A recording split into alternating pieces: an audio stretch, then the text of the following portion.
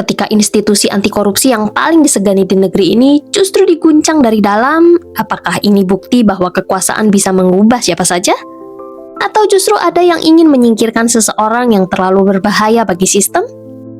Antasari Azhar, jaksa yang meniti karir dari bawah hingga akhirnya memimpin Komisi Pemberantasan Korupsi pada tahun 2007. Dari simbol harapan pemberantasan korupsi menjadi simbol jatuhnya penegak hukum, apa yang sebenarnya terjadi di balik kejatuhan Antasari Azhar? Hai penjelajah waktu, selamat datang di Labirin Sejarah, tempat di mana masa lalu tidak pernah benar-benar berlalu. Bersiaplah untuk menyusuri lorong-lorong waktu dan menemukan cerita-cerita yang tersembunyi di balik tirai sejarah. Di Pangkal Pinang, Bangka Belitung, lahirlah seorang anak yang kelak akan jadi salah satu tokoh paling kontroversial dalam sejarah hukum Indonesia. Namanya Antasari Azhar, lahir pada 18 Maret 1953. Ia adalah anak keempat dari 15 bersaudara, keluarga besar yang hidup sederhana tapi disiplin. Ayahnya, Haji Azhar Hamid, pernah menjabat sebagai kepala kantor pajak di Bangka Belitung, membuat Antasari tumbuh di lingkungan yang akrab dengan dunia birokrasi dan aturan. Dari sinilah benih ketertarikannya terhadap hukum dan keadilan mulai tumbuh. Masa kecil Antasari dihabiskan di Belitung. Ia menempuh pendidikan SD hingga tahun 1965 sebelum akhirnya pindah ke Jakarta untuk melanjutkan SMP dan SMA hingga lulus pada tahun 1971. Di ibu kota, ia belajar hidup mandiri, jauh dari keluarga, jauh dari kenyamanan pulau asalnya. Tapi justru di sanalah karakternya ditempa. Keras, tegas, dan ambisius. Selepas SMA, ia melanjutkan pendidikan ke Fakultas Hukum Universitas Sriwijaya di Palembang, mengambil jurusan Tata Negara dan lulus pada tahun 1981. Di kampus, Antasari bukan tipe mahasiswa biasa. Ia dikenal aktif di organisasi, bahkan sempat menjabat sebagai Ketua Senat Mahasiswa dan Ketua Badan Eksekutif Mahasiswa. Dari situ tampak bahwa jiwa kepemimpinannya sudah muncul sejak muda, sosok yang bukan hanya pintar berargumen, tapi juga berani berdiri paling depan ketika bicara soal kebenaran. Antasari bukan lahir dari privilege kekuasaan, melainkan dari tekad seorang anak daerah yang percaya kalau hukum harus ditegakkan tanpa pandang bulu, sebuah idealisme yang kelak membawanya ke puncak karir sekaligus ke jurang yang paling dalam. Setelah lulus dari Universitas Sriwijaya, Antasari langsung menapaki jalur karir sesuai dengan idealismenya, yaitu dunia hukum dan keadilan. Tahun 1981, ia diterima bekerja di Badan Pembinaan Hukum Nasional atau BPHN di bawah Departemen Kehakiman. Disinilah ia mulai memahami hukum bukan hanya dari sisi teori, tapi juga dari praktek dan politik di baliknya. 4 tahun di lembaga ini menjadi fondasi awal bagi karir panjangnya sebagai seorang jaksa. Tahun 1985, Antasari dipindahkan ke Kejaksaan Negeri Jakarta Pusat sebagai jaksa fungsional. Lingkungan barunya jauh lebih keras, dengan penuh intrik, persaingan, dan kasus besar yang berhubungan dengan kekuasaan. Tapi justru disitulah reputasinya mulai terbentuk. Ia adalah sosok yang tegas, rapih, dan tidak mudah ditekan. 4 tahun di sana menjadi batu loncatan berikutnya.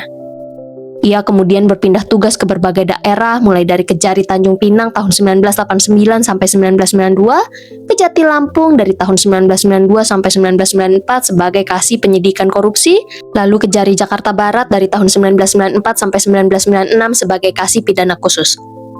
Dari deretan jabatan itu, satu hal terlihat jelas. Antasari memang spesialis di bidang pidana khusus dan kasus korupsi. Ia bukan jaksa biasa yang duduk di meja, melainkan turun langsung ke lapangan, memeriksa, menelusuri, bahkan membongkar jaringan kejahatan kerah putih. Namun, titik paling menonjol dalam karirnya datang ketika ia diangkat menjadi Kepala Kejaksaan Negeri Jakarta Selatan pada tahun 2000. Jabatan ini bukan sembarangan karena Jakarta Selatan adalah wilayah hukum yang kerap menangani perkara besar, mulai dari korupsi pejabat, kasus politik, hingga bisnis skala nasional. Selama 7 tahun menjabat di sana dari tahun 2000 sampai 2007, nama Antasari kian dikenal publik dan kalangan hukum sebagai jaksa yang berani. Ia terlibat dalam sejumlah perkara penting dan sering disebut sebagai salah satu sosok penegak hukum idealis di tubuh kejaksaan. Reputasinya sebagai jaksa yang gak mudah disetir mulai menonjol, dan itu membuatnya disegani sekaligus diawasi. Perlu diingat, periode awal 2000-an adalah masa transisi besar di Indonesia. Negara baru aja keluar dari bayang-bayang Orde Baru dan sistem hukum sedang mencari bentuk baru yang lebih bersih. Tapi pada saat yang sama, korupsi masih merajalela dan banyak pejabat lama masih memegang kendali kekuasaan. Dalam konteks inilah, keberanian seorang jaksa seperti Antasari menjadi sesuatu yang gak biasa, bahkan beresiko. Jabatan-jabatan yang ia pegang di masa itu membuatnya berada di titik silang antara hukum dan politik. Ia menangani perkara yang bersentuhan langsung dengan kepentingan elit, sementara sistem reformasi hukum Indonesia masih rapuh. Dari sinilah karir Antasari mulai naik, tapi sekaligus menempatkannya di jalur yang kelak akan membawanya ke medan yang jauh lebih berbahaya. Tahun 2007, setelah puluhan tahun berkarir di kejaksaan, namanya melesat ke panggung nasional ketika terpilih menjadi Ketua Komisi Pemberantasan Korupsi atau KPK menggantikan Taufikur Rahman Ruki. Bagi banyak orang, ini adalah puncak karir seorang jaksa yang dikenal idealis. Tapi bagi sebagian lainnya, ini juga awal dari perjalanan yang penuh badai. Sebagai Ketua KPK, Antasari langsung dikenal dengan gaya kepemimpinannya yang tegas dan blak-blakan. Ia bukan tipe pejabat yang suka tampil di depan kamera, tapi langkah-langkahnya cepat terasa. Di bawah kepemimpinannya, KPK melakukan sejumlah operasi tangkap tangan atau OTT besar yang membuat publik tercengang. Beberapa pejabat tinggi dan pengusaha besar ditangkap secara mendadak, sesuatu yang jarang terjadi di masa sebelumnya. Dalam periode singkatnya, KPK benar-benar menjadi simbol ketegasan hukum. Bagi masyarakat, nama Antasari identik dengan kalimat, tidak ada yang kebal hukum. Tapi di sisi lain, justru karena ketegasannya itulah, banyak pihak mulai merasa terancam. Para pejabat, pengusaha, dan bahkan figur politik di lingkaran kekuasaan mulai melihat Antasari bukan sekedar ketua lembaga, tapi ancaman yang nyata. Konteksnya, saat itu Indonesia berada di masa pemerintahan Susilo Bambang Yudhoyono, era yang di satu sisi menonjolkan semangat reformasi dan pemberantasan korupsi, tapi di sisi lain masih dikelilingi oleh kepentingan politik lama. KPK menjadi alat penting untuk menegakkan hukum, tapi juga sering dianggap terlalu kuat oleh sebagian elit. Di tengah situasi itulah Antasari berdiri, berusaha menegakkan hukum, namun sekaligus bermain di panggung politik yang penuh jebakan. Puncak ketegangan terjadi pada tahun 2008 ketika KPK di bawah kepemimpinan Antasari menjerat Aulia Pohan, Deputi Gubernur Bank Indonesia yang juga besan Presiden SBY. Kasusnya berkaitan dengan dugaan penyaluran dana BI kepada sejumlah anggota DPR. Penetapan Aulia Pohan sebagai tersangka bikin geger dan untuk pertama kalinya dalam sejarah, KPK menyentuh lingkaran keluarga presiden yang masih berkuasa. Disinilah posisi Antasari makin rumit. Bagi masyarakat, ia pahlawan anti korupsi. Tapi bagi sebagian kalangan politik, ia adalah ancaman yang melampaui batas. Tahun 2009 menjadi titik balik paling dramatis dalam hidup Antasari Ashar, dari simbol pemberantasan korupsi menjadi sosok yang dituduh sebagai pelaku pembunuhan. Kasus ini bermula ketika Nasruddin Zulkarnaen, yaitu Direktur PT Putra Raja Wali Banjaran, ditemukan tewas ditembak di kawasan Tangerang pada Maret 2009. Beberapa minggu kemudian, penyidik kepolisian menetapkan Antasari Ashar sebagai tersangka dalam dugaan pembunuhan berencana. Tuduhannya, Antasari disebut memiliki motif pribadi karena konflik pribadi dengan korban. Tuduhan ini langsung menjadi headline nasional dan mengguncang kredibilitas KPK. Akibat kasus tersebut, Antasari diberhentikan sementara dari jabatannya sebagai Ketua KPK pada Mei 2009. Tak lama kemudian, ia resmi ditahan dan menjalani proses hukum yang panjang. Di pengadilan, Antasari divonis 18 tahun penjara dan dinyatakan terbukti ikut serta dalam pembunuhan Nasruddin. Vonis itu sontak menimbulkan kehebohan. Bukan hanya karena beratnya hukuman, tapi karena publik sulit mempercayai bahwa seorang tokoh penegak hukum bisa terlibat dalam kasus sekejam itu. Namun sejak awal, Antasari menolak keras semua tuduhan. Ia menyebut bahwa penyidikan terhadap dirinya ilegal karena sebagai jaksa aktif, pemeriksaannya seharusnya membutuhkan izin atau surat perintah dari Jaksa Agung, sesuatu yang menurutnya tidak pernah ada. Ia juga berulang kali menegaskan bahwa ada kejanggalan besar dalam proses penyidikan dan persidangan, mulai dari bukti yang lemah hingga kesaksian yang dianggap direkayasa. Dalam pernyataannya di berbagai kesempatan, Antasari bahkan menuding langsung Presiden Susilo Bambang Yudhoyono sebagai pihak yang menginisiasi kriminalisasi terhadap dirinya. Tuduhan itu tentu aja dibantah oleh pihak istana, namun pernyataan tersebut memperkuat pandangan publik bahwa ada aroma politik yang sangat kental di balik kasus ini. Banyak pengamat melihat kasus Antasari bukan sekedar soal kriminalitas pribadi, tapi bagian dari pertarungan besar antara hukum dan kekuasaan. Waktu itu, KPK lagi berada di puncak kekuatannya, lembaga yang berani menyentuh pejabat tinggi, pengusaha besar, bahkan aparat penegak hukum sendiri. Tapi kekuatan besar itu juga membuatnya dikelilingi oleh banyak musuh. Beberapa analis politik berpendapat kalau kejatuhan Antasari adalah bagian dari upaya melemahkan KPK. Waktunya pun bertepatan dengan meningkatnya ketegangan antara lembaga anti korupsi itu dan berbagai institusi negara, termasuk kepolisian dan kejaksaan. Di tengah konflik tersebut muncul kasus besar yang tiba-tiba menjatuhkan pucuk pimpinan KPK, seolah menjadi sinyal bagi semua orang di dalam lembaga itu bahwa bahkan ketua pun bisa dihabisi jika menyentuh kepentingan tertentu. Istilah kriminalisasi politik sering muncul ketika hukum dipakai bukan semata-mata untuk menegakkan keadilan, tapi untuk menyingkirkan seseorang yang dianggap mengancam kekuasaan. Dalam kasus Antasari Ashar, istilah ini bukan sekedar teori, tapi menjadi bahan perdebatan besar di kalangan publik, media, dan para pengamat hukum. Antasari sendiri secara terbuka menyatakan bahwa dirinya adalah korban kriminalisasi politik. Ia menegaskan kalau kasus pembunuhan yang menjeratnya hanyalah alat untuk menyingkirkannya dari posisi strategis di KPK. Menurutnya, terlalu banyak kejanggalan yang nggak bisa dijelaskan secara logis, mulai dari bukti yang lemah, prosedur hukum yang dilanggar, hingga motif yang dipaksakan.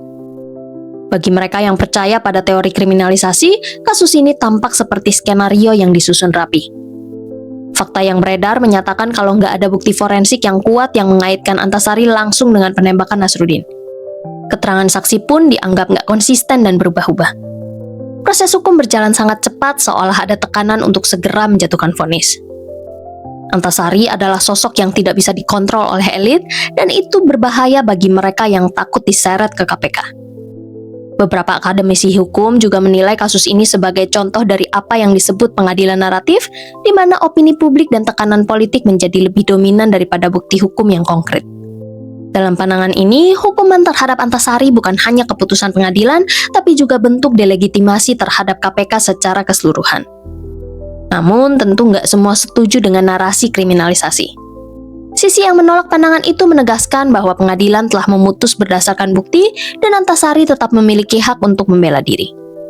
Mereka berpendapat bahwa tuduhan kriminalisasi terlalu mudah dilontarkan setiap kali pejabat terkena kasus.